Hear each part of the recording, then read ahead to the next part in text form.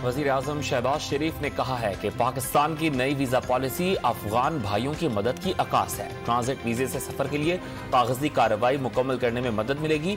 आलमी बरादरी को भी अफगान अवाम की मदद के लिए आगे बढ़ना चाहिए।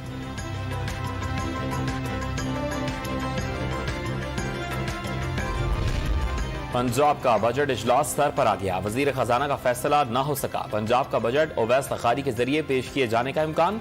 वजीर आला पंजाब हमजा शहबाज शरीफ ने बजट इजलास की हिकमत अमली तय करने के लिए आज पार्लिमानी पार्टी और कल सूबाई काबीना का खुसूसी इजलास भी तलब कर लिया। काबीना की जानिब से बजट तजावीज की मंजूरी दी जाएगी।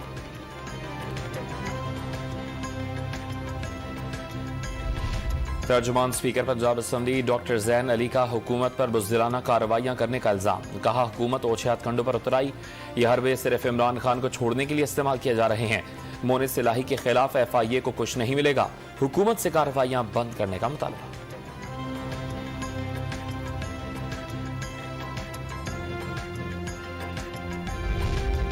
शौकत तरीन ने एतराफ कर लिया, इमरान साहब ने 4 साल हुकूमत में 20,000 अरब का कर्ज दिया। ये मुल्क की तारीख में लिए गए मजमूई कर्ज का 74% है। वजीर इत्तलात मरियम औरंगजेब का बयान। साबिक वफाकी वजीर इत्तलात फवाद चौधरी की तरदीद। कहा $52 अरब कर्ज लिया, 38 अरब साबिका हुकूमतों का लिया हुआ कर्जा वापस किया। और मुल्तान में तेज आंधी के बायस पाक वेस्ट इंडीज मैच रोक दिया गया। कौमी क्रिकेट टीम ने 33 ओवर्स के खेल में 5 विकेटों के नुकसान पर 155 रन बना लिए। इमाम उल हक ने वनडे करियर की 14वीं निफ सेंचुरी स्कोर की। फखर जमान ने 35 रन बनाए। शादाब खान 22 और खुर्शीद शाह 15 रन बनाकर नॉट आउट हैं।